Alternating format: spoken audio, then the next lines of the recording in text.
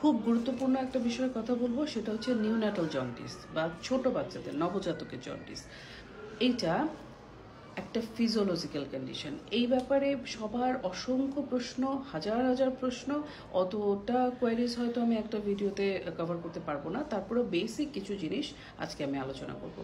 নিউন্যাটাল জন্ডিসটা কি? এটা সাধারণত জন্মের 2 দিনের মাথায় ডেভেলপ করে, উইচ ইজ ভেরি নর্মাল। 100টা বাচ্চার 100টা বাচ্চারই হবে। কিন্তু এইটা আবার রকমভেদ আছে। একটা হচ্ছে বেশি হলুদাভ, আর একটা হচ্ছে কালচে হলুদাভ। এটা সাধারণ নন মেডিকেল পার্সনের ক্ষেত্রে বোঝাটা সম্ভব নয়। এই জন্য একটা মেডিকেল আইস দরকার এই ডিফারেন্সটা বোঝার জন্য। তো জন্ডিস 2 ধরনের যেহেতু আছে, একটা ভালো জন্ডিস, একটা খারাপ জন্ডিস, এভাবে বললে মনে বুঝতে সুবিধা হয়। এখন জন্ডিসটা 2 দিনের মাথায় হওয়াটা হচ্ছে ভালো জন্ডিস, 1 দিনের মাথাটা হওয়াটা খারাপ জন্ডিস। এখন 1 দিনের মাথায় কি 2 দিনের মাথায় হচ্ছে, এই জিনিসটা আসলে ডিফারেন্সিয়েট করাটা অনেক ক্ষেত্রেই একটু কঠিন হয়ে যায়। তো এই জন্য বাচ্চাকে দেখে প্র্যাকটিক্যালি এটা সিদ্ধান্ত নেওয়া হয় যে এটা আসলে এই জন্ডিসের জন্য আমাদের ইনভেস্টিগেশন কোনটা কোনটা করতে হবে, কারণ 2টা জন্ডিসের ক্ষেত্রে ইনভেস্টিগেশন প্যাটার্ন সম্পূর্ণ ডিফারেন্ট হয় এবং তার ট্রিটমেন্টও ডিফারেন্ট হয়।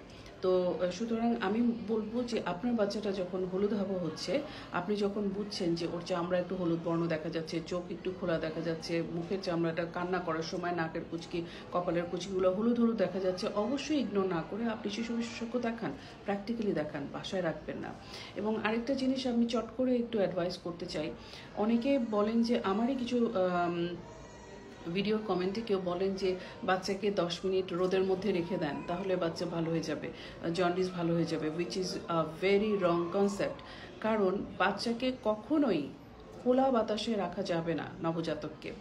আপনি একটা জিনিস চিন্তা করেন, বাচ্চাটা হচ্ছে সবসময় শুয়ে থাকে, তার নাকটা কিন্তু বাতাসের প্যারালালি থাকে। তা বাচ্চা যদি আপনি খোলা বাতাসে রাখেন, তাহলে বাচ্চা যেই বাতাসের মধ্যে এক্সপোজ হচ্ছে, ওখানে যত ফ্লোটিং ডাস্ট আছে সব নাক দিয়ে ঢুকবে। বাচ্চাটার এখন হচ্ছে প্রত্যেকটা সেকেন্ড নতুন ওর লাইফে। তো আপনি এখন খোলা বাতাসে যখন ওকে এক্সপোজ করছেন, আপনি কি করছেন? আপনি ওর ভালোটা করতে গিয়ে খারাপটা করছেন না তো? ওকে ডাস্টের মধ্যে এক্সপোজ করে, জীবাণুর মধ্যে এক্সপোজ করে দিচ্ছেন না তো? জিনিসটা অবশ্যই চিন্তার বিষয়, তাই না? এই দিকটা খেয়াল রাখবেন। এবং বাচ্চাকে অবশ্যই রোদে দেওয়ার প্রয়োজনীয়তা আছে, বাট কিভাবে দিবেন সেটা আপনি শিশু বিশেষজ্ঞর সাথে সামনাসামনি বসে আলোচনা করে নেবেন। এবং অবশ্যই বাচ্চাকে খোলা বাতাসে নিয়ে রোদ্রে শুকানোর কোনোই দরকার নাই। আশা করি এই ইনফরমেশনগুলো মনোযোগ দিয়ে শুনবেন এবং এই অনুযায়ী কাজ করে বাচ্চাটাকে সুস্থ ভবিষ্যৎ দেওয়া নিশ্চিত করবেন। যেখানে যেখানে নবজাতক নিয়ে আপনার কনফিউশন আছে, talk to your doctor. I prefer talk to your paediatrician. এবং 3-4 জন পিডিয়াট্রিশিয়ান না দেখিয়ে একজনের সাথে আপনি ডিটেলস কথা বলেন। হ্যাঁ, যদি আপনার বিশ্বাস বা আপনার কনফিডেন্স না হয়, then you can change your doctor, no problem, any time.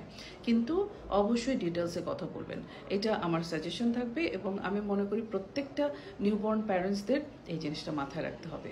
অনেক ভালো থাকবেন, সুস্থ থাকবেন নিজেদের বাচ্চাদের নিয়ে। খুদা হাফেজ।